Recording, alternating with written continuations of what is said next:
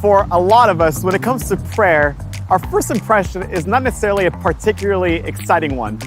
Maybe for some of you, the first thing when you think about prayer is this scene. Dear Lord, baby Jesus, we thank you so much for this bountiful harvest of Domino's, KFC, and the always delicious Taco Bell.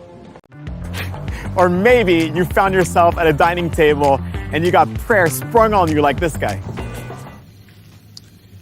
Oh, dear God, thank you. Or maybe it's just been plain lifeless and boring to you.